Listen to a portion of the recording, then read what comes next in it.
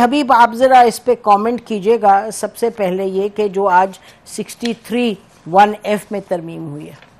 دیکھیں یہ ترمیم جو ہے یہ بالکل آن دا کارڈز تھی. اس کی وجہ یہ سال اپریل میں یہ حکومت وجود میں آئی تھی تو اس کے فوراً بعد ہی جب اسمبلیاں ٹوٹی 2 صوبوں کی تو محترمہ مریم نواز صاحبہ برسر جلسہ یہ کہا کرتی تھی کہ پلڑے برابر کریں، اور ان کے پلڑے برابر کرنے کی تعریف یہ تھی جو انہوں نے خود فرمائی تھی کہ عمران خان جیل میں ہو، نواز شریف صاحب کی اہلیت بحال ہو اور یہ پارٹی جو ہے یہ ٹوٹ جائے، پاکستان تحریک انصاف. تو یہ بالکل وہ صورتحال تھی. انہوں نے کہا چونکہ 2017 اور 18 کے درمیان ان کا پرسپشن ہے کہ ان کے ساتھ یہ ہوا تھا تو لہٰذا اب یہ تینوں چیزیں ہونی چاہیے. تو اس میں قانون میں تبدیلی ہوئی یہ کوئی میٹر نہیں کرتا، عدالت کے اوپر، عدالت کے اندر کیا ہوا یا باہر کیا ہوا یہ بھی کوئی میٹر نہیں کرتا. لیکن بہرحال آج جو اس کی حتمی منظوری ہے میں سمجھتا ہوں کہ وہ پلڑے برابر ہوئے ہیں، چاہے اس کے لیے قانون کو توڑا گیا ہے، مروڑا گیا ہے، کیونکہ 62(1)(f) کے اندر جو ترمیم ہے اس کے بارے میں تو بعض قانون دان یہ بتاتے ہیں ہمیں کہ وہ جب تک دستور میں نہ واضح ہو یہ اس طرح قانون کے اندر نہیں کیا جا سکتا. لیکن بہرحال پاکستان میں اس وقت چونکہ بازو مروڑ کے قانون بنوانے کا، فیصلے لینے کا اور فیصلے کرنے کا عمل جاری ہے، تو اس میں محترمہ مریم نواز صاحبہ کو فتح مبارک، ان کی فتح کی مبارکباد دینی چاہیے کہ انہوں نے جس انداز سے چاہا اس ملک میں پلڑے برابر کر لیے. جی مظہر، پلڑے برابر کیے جس طریقے سے وہ چاہتی تھی، اس کا قانون سے کوئی تعلق نہیں، توڑ مروڑ کے کیا گیا. شکریہ نسیم، بہت لوڈیڈ آپ کے کوسچنز ہیں اور میرا خیال ہے آپ یہ پروگرام اگر 2 حصوں میں کریں تو زیادہ بہتر ہے، کیونکہ ہر سوال جو آپ نے اٹھائے ہیں وہ بہت طویل جواب. اب ذرا تھوڑا سا لوڈیڈ کو ایکسپلین کر دیں ناظرین کے لیے، کیا مطلب لوڈیڈ کا، تھوڑا میں بھی. مسئلہ یہ کہ آپ ایک ٹاپک اٹھا لیں، آپ یہ سینٹ کے چیئرمین کی برات کا اٹھا لیں. ایک ایسے ملک میں جہاں جو ہے وہ 2 وقت کے لوگوں کو کھانے کے لالے پڑے ہوئے ہیں، وہاں آپ چیئرمین سینٹ کے لیے ایسی برات کہیں. اور خواجہ آصف صاحب نے پروٹوکول کی بات کی تو کہیں نا اپنے وزیر اعظم سے کہ پروٹوکول ختم کریں. پروٹوکول تو جو سیاستدان ہیں وہ جب وزیر ہوتے ہیں تو اس کو VIP پروٹوکول ملتا ہے، اور جب وہ وزیر نہیں ہوتے تو جیلوں کا پروٹوکول ملتا ہے.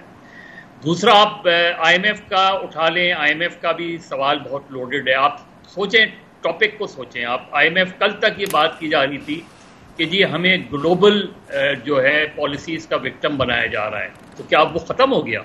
اگر آپ کا IMF کے ساتھ معاہدہ ہو جاتا ہے تو وہ جو گلوبلی آپ کو آئسولیٹ کرنے کی بات ہو رہی ہے تو کیا وہ ختم ہو جائے گی؟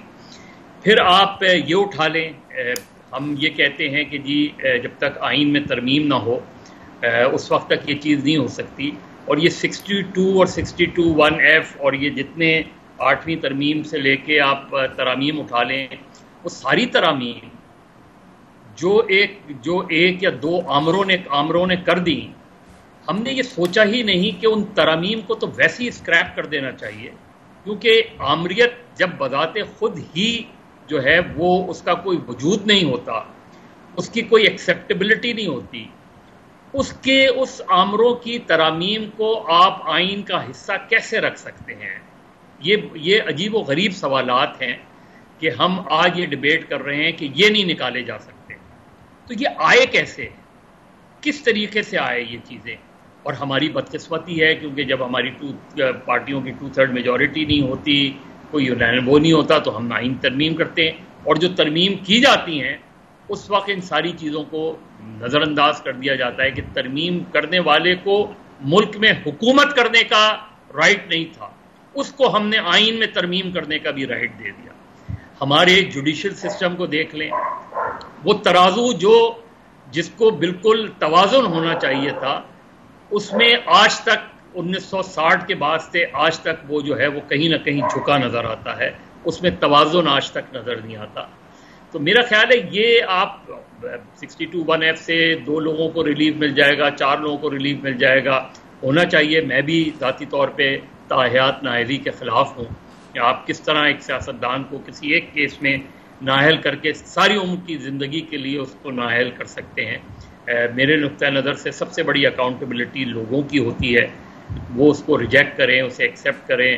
اکاؤنٹیبلٹی کا اپنا ایک میکینزم ہوتا ہے. پاکستان میں اکاؤنٹیبلٹی کو ایوب خان کے زمانے سے آج تک صرف سیاسی مقاصد کے لیے استعمال کیا گیا، اور ہم ان سبق نہیں سیکھتے. ہمارے سیاستدان سبق نہیں سیکھتے، ہمارے حکمراں سبق نہیں سیکھتے چیزوں کو. یہی ترمیم بہت اچھی ہے، لیکن یہی ترمیم اگر کسی ایک ایسے ماحول میں ہو رہی ہوتی جہاں تمام سیاسی جماعتیں پارلیمنٹ کا حصہ ہوتی تو شاید زیادہ بہتر ہوتا، زیادہ بہتر چیزیں ہوتی. بہرحال یہ جو ہے اس سے بظاہر یہی لگ رہا ہے، جس طرح نیب کا آپ سوچ لیں کہ نیب نے بظاہر کیا لگ رہا ہے، بظاہر کیا لگ رہا ہے؟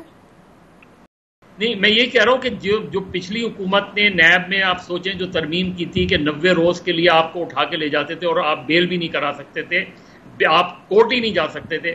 آج اس کا فائدہ، آج وہ ختم کی گئی ہے تو اس کا فائدہ موجودہ اپوزیشن لیڈر کو بھی ہو رہا ہے اور آئندہ بھی شاید ہو.